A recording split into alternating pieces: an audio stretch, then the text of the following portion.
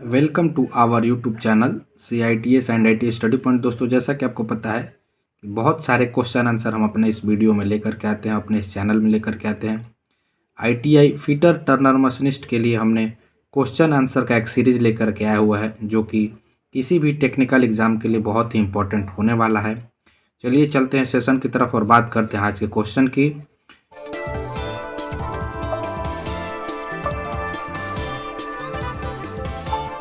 तो क्वेश्चन है हमारा कि आउटसाइड माइक्रोमीटर में डेटम लाइन और ग्रेजुएशन को खाली स्थान पर अंकित करते हैं। यानी जो आउटसाइड माइक्रोमीटर होता है, आप पढ़े होंगे, आपको मालूम होगा कि आउटसाइड माइक्रोमीटर कैसा होता है। तो उसका जो डेटम लाइन और ग्रेजुएशन लाइन जो होता है वह किस पे अंकित होता है, यानी उसके सारे पार्ट्स जो होते हैं, उस 4 ऑप्शन दिए हुए हैं। पहला ऑप्शन है स्पिंडल पे, दूसरा ऑप्शन है बैरल, तीसरा ऑप्शन है फ्रेम और चौथा ऑप्शन है एनविल। तो माइक्रोमीटर जो होता है उसके आउटसाइड माइक्रोमीटर में डेटम लाइन और ग्रेजुएशन लाइन जो होता है वह बैरल पर अंकित होता है, यानी ऑप्शन नंबर बी इसका करेक्ट आंसर होगा।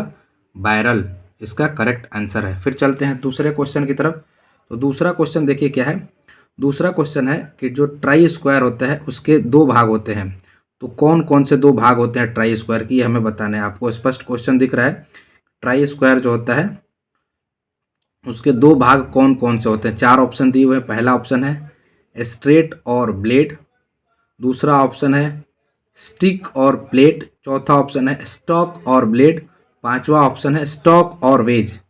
तो इसका जो करेक्ट आंसर होगा स्टॉक और ब्लेड इसका करेक्ट आंसर होगा, यानी ऑप्शन नंबर सी इसका करेक्ट आंसर होगा। तो इस प्रकार के क्वेश्चन हमेशा पूछे जाते हैं किसी भी टेक्निकल एग्जाम में। हालांकि ये तो अभी लेवल 1 का है, नॉर्मल क्वेश्चन है। ऐसे ही हार्ड क्वेश्चन भी पूछे जाते हैं। चलेंगे हम आगे, तो हार्ड क्वेश्चन कैसे आते हैं वो भी हम देखेंगे। चलिए तीसरा क्वेश्चन पे आते हैं। नेक्स्ट क्वेश्चन हमारा देखिए क्या है। तीसरा क्वेश्चन है कि माइक्रोमीटर में 0.03 mm ऋणात्मक त्रुटि है। देखिए माइक्रोमीटर है और माइक्रोमीटर में त्रुटि होती है। मतलब माइक्रोमीटर के एरर के बारे में यदि आप पढ़े होंगे तो आपको मालूम होगा कि माइक्रोमीटर में 2 एरर होती हैं, एक पॉजिटिव और एक निगेटिव। तो उसी से रिलेटेड क्वेश्चन पूछ रहा है कि माइक्रोमीटर में 0.03 mm की निगेटिव यानी ऋणात्मक त्रुटि है। यदि माइक्रोमीटर 40.53 यानी 40.53 mm नापता है तो उसका सही पठन क्या होगा। अच्छे से क्वेश्चन को समझेंगे कि माइक्रोमीटर है और उसमें ऋणात्मक त्रुटि है और ऋणात्मक त्रुटि 0.03 है। तो उससे जब नापा जाता है तो नापने पे जो माप आता है वह होता है 40.53 mm।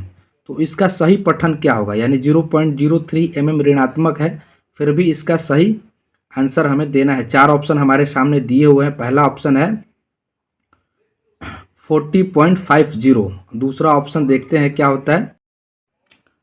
दूसरा ऑप्शन जो है 40.56 यानी 40.56 है। तीसरा ऑप्शन 40.46 है और ऑप्शन नंबर डी 40.59 mm है। तो इसका जो करेक्ट आंसर होगा वह होगा ऑप्शन नंबर बी यानी 40.56। इसमें जो है इस क्वेश्चन में आपका जो दिया हुआ था वह था ऋणात्मक यानी निगेटिव एरर था और 0.03 mm निगेटिव एरर था, इसलिए इस क्वेश्चन का करेक्ट आंसर होगा 40.56। फिर चलते हैं नेक्स्ट क्वेश्चन की तरफ। तो नेक्स्ट क्वेश्चन देखिए क्या है। नेक्स्ट क्वेश्चन है, अगला क्वेश्चन है कि जब खाली स्थान का बना वर्कपीस को ड्रिल करते हैं तो किरासन तेल का प्रयोग प्रशीतन के लिए होता है। यानी वह कौन सा मेटल है जिसके लिए हम ड्रिलिंग करते हैं, उस मेटल पे ड्रिलिंग करते हैं तो उसमें जो है कूलेंट के लिए हम जो है किरासन तेल यूज में लाते हैं। यानी कूलेंट जब हम यूज करते हैं तो उस कूलेंट का नाम है किरासन तेल। और हमें बताना है कि किस जो वर्कपीस यानी जो किस मेटल के लिए किरासन तेल यूज किया जाता है कूलेंट के रूप में। अच्छे से क्वेश्चन को समझना है। 4 ऑप्शन दिए हैं। ऑप्शन ए है पीतल, ऑप्शन बी है कांसा, ऑप्शन सी है एल्युमिनियम, ऑप्शन नंबर डी है रॉट आयरन। तो हमें जो है प्रशीतन के लिए यानी कूलेंट के लिए जो हमें एल्यूमिनियम होता है उसके लिए किरासन तेल हम यूज कर सकते हैं, वैसे पानी भी यूज कर सकते हैं। किरासन तेल जो है प्रशीतक जो है वह एल्यूमिनियम के मेटल के लिए यूज किया जाता है। ग्राइंडिंग व्हील पर निम्न में से कौन सा आबंध अति प्रयुक्त होता है? 4 ऑप्शन दिया है। पहला ऑप्शन है विट्रीफाइड बॉन्ड, दूसरा है रबड़, तीसरा है शैलक और चौथा है सिलिकेट बॉन्ड। यानी ऑप्शन नंबर ए इसका विट्रीफाइड बॉन्ड जो है ज़्यादा यूज किया जाता है, कॉमनली इसी का यूज किया जाता है। ऑप्शन नंबर ए इसका करेक्ट आंसर होगा। फिर चलते हैं नेक्स्ट क्वेश्चन की तरफ। तो नेक्स्ट क्वेश्चन देखिए क्या है, नीचे दिए गए आरेख में निम्न में से कौन सा क्रॉस पिन हैमर है? यानी आपको जो है 3 हैमर का दिया हुआ है ऑप्शन, 4 मतलब फिगर दिए होंगे, ऐसे करके क्वेश्चन है कि नीचे दिए गए आरेख में निम्न में से कौन सा क्रॉस पिन हैमर है। 4 हैमर आपको बनाया हुआ होगा और उसमें बताना है कि कौन सा क्रॉस पिन हैमर है। देखिए ये 4 बने हुए हैं, इसमें से हमें बताना है, हमारा क्वेश्चन है कि क्रॉस पिन हैमर कौन सा है। ABCD करके 4 हमें ड्राइंग यानी आरेख खींचा हुआ है, ऐसे देख लीजिए अच्छे से, फ्री हैंड स्केचिंग में भी आता है। बाल पिन हैमर है, स्ट्रेट पिन हैमर है, क्रॉस पिन हैमर है और एक नॉर्मल हैमर घन की तरह दिख रहा है।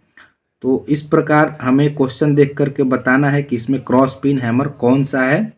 तो क्रॉस पिन हैमर की हम बात करें तो ऑप्शन नंबर सी आपको स्पष्ट दिख रहा है। उसके पिन यानी ऊपर की तरफ देखेंगे, एक फेस एक पिन होता है, तो ऊपर की तरफ देखेंगे तो वो आपको क्रॉस में दिखाई दे रहा है।